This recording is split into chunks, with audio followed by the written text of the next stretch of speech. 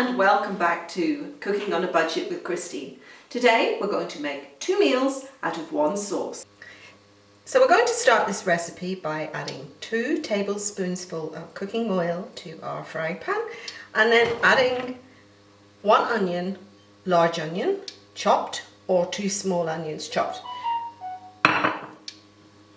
We're going to need to fry these now until they're clear. So don't be tempted to turn your cooker on too hot, about half and perhaps a little bit more, and just let those sizzle nicely in the pan. And while they're sizzling, we're going to add 1 teaspoonful of garlic.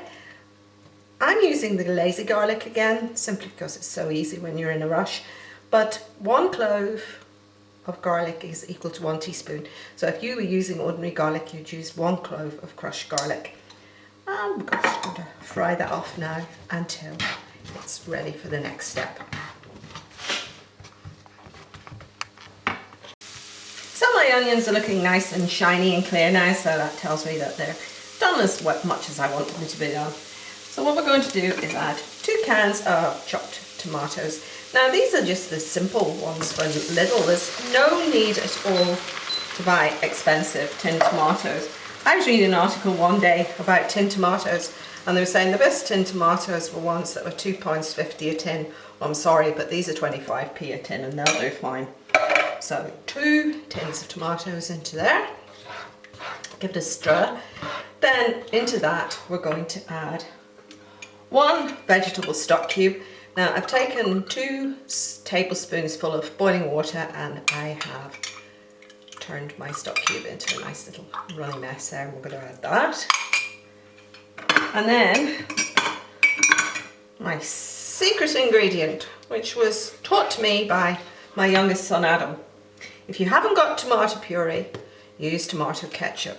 So what we're going to do is add 2 good tablespoons full of tomato ketchup. This is a little bit sweeter than tomato puree, but it's okay because it gives you the flavour that you're looking for anyway. And we're going to just stir that up and bring it to the boil. And then what we're going to do is liquidize it. Now, if you don't have a whizzer like I have, a liquidizer, then you can always leave it like that and just cook it through and use your sauce that way. But I'm actually going to whiz mine up, and when I do that you'll notice that it actually becomes a lot thicker. So I'm going to stop and I'll show you how to do that. Right, so we're just going to now just be very, stop for a minute while I talk, just be very careful how you do this. I put a tea towel underneath mine because otherwise you'll end up with tomato sauce all over the place. Remember I said in my curried carrot recipe that these little devices, not the Bosch one, but these little devices are available in Asda and Argos for £5, so it really is worth investing in one.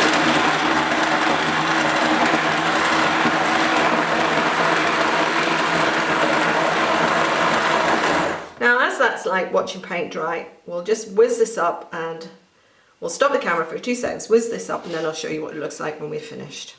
As you can see, this has turned now into quite a thick sauce. Now, just before I start making anything else, I'm going to give you a little tip. Pop a few big ladles full of the liquid into a cup, and I'll show you a little secret recipe that you can do with that later. So now we have our lovely sauce, which tastes very good. Don't be tempted to season it here because we're going to be adding seasoning depending on whether we're making a pasta sauce or a chili sauce shortly. So we're going to add our corn. Now I'm going to use the full bag. So that's 500 grams. Apparently corn have now increased the amount you get in your bag, so that's good. So that's 500 grams for £2. Or if you are wanting to use beef instead, then what I would do is cook your beef, minced beef, in a frying pan first and then use it once it's cooked, this part of the recipe. So as you can see, that's turning into quite a chunky sauce there, which is good because you don't want anything that's a bit runny. Certainly. So I'm going to leave that now just to cook the mince. So according to the packet, that will take 10 minutes. So we'll just pause for 10 minutes while that cooks nicely. So there it is. One very large pan of mince and tomato sauce. So what we're going to do is I'm just going to divide that in half. I'm going to take half of it away because that half is actually going to be your tea for tomorrow night. So I'm going to take that half of it away. With this one, it doesn't matter if you take a little bit more because you're going to have my secret ingredient at the moment. So to this half, I'm just going to add a teaspoonful of basil, dried basil. And I'm going to stir that in. And we're just going to leave that overnight, and the taste of the basil will then go in the sauce. I'm just looking, it's a little bit miserly still, so I'm just going to add a little bit more there. Right, that's fine. So I'm going to set that aside because that's tomorrow night's pasta sauce. Now you're probably wondering what on earth a can of baked beans was doing for my recipe. A lot of children, a lot of adults don't like kidney beans, and I find an alternative is to use baked beans. So I'm just going to use, I'm only going to probably use half a tin of baked beans, and I'm going to add that into my sauce like that. Give it a good stir around. Well, and get it all over myself at the same time. Give it a good stir around. Now we're going to add the chili. Now this is a tricky one. Depends on how hot you like your chili. Today I was buying some new chili because my chili had run out, and I was only able to buy the hot powder. So very carefully I am just going to add 1 teaspoonful, not too much, of the hot chili powder. Now if you say mild chili powder in your jar of chili powder, then you might think that you can get away with perhaps 2 teaspoonsful instead. So there we have it. There's our nice chili sauce.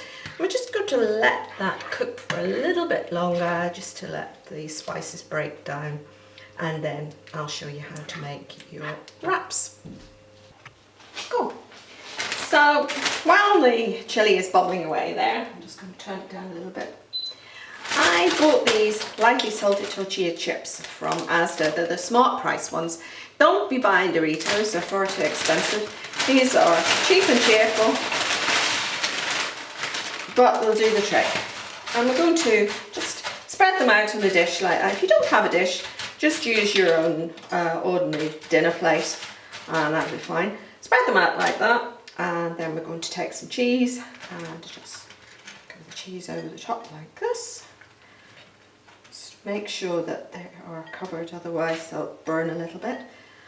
And then we're going to pop these under the grill to brown and to melt all the cheese. And then you'll have your lovely nachos to go with your chili wrap. Normally I would just put the wraps, the nice nachos, some salad, some garlic mayo. I bought this garlic mayo in Asda.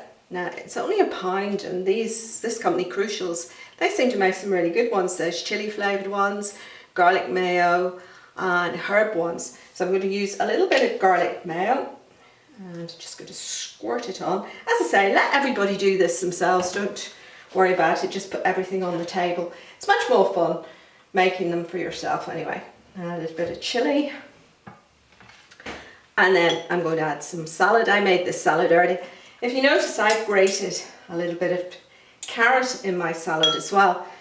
That's a really good way of hiding vegetables, because there's no way that you'll taste the carrot. If you want, if you've got any cheese left over, you can also add a little sprinkle of cheese on that. And then I'm just going to fold it in half and fold it like that. This is always the fun, to see who can put the most in their wrap so that it bursts. So we're going to put that like that. That's our lovely wrap, all nice and gooey and tasty. And then I'm just going to take a little bit of the nachos Well, this would be fun. We'll be fighting over who's going to get what. And some nachos on the side there. And enjoy.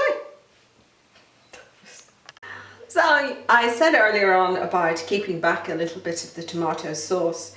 Now, the tomato sauce will last for 3 days in the fridge if you cover it up and put it in as soon as it's cooled. So what I did was I sliced a piece of bread, and then I'm just going to put some of my tomato sauce on the top of it.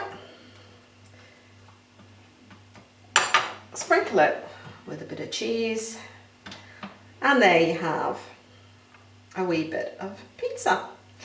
Now, I don't know about you, but when my boys came home from school, they were always hungry. So this is a great one for filling that gap in between tea, before tea. So just pop that under the grill, nice and brown like you would normally do with your toast. And there you have a quick and easy pizza. Thank you for watching my video. The recipes will follow after I finish talking, and please subscribe to my videos. You'll find the button just below this video. And also I'm now on Facebook and YouTube and Instagram, so pop along and say hi. And I'd love seeing everybody's photographs of what they've been cooking. Thanks for everything. See you again next time.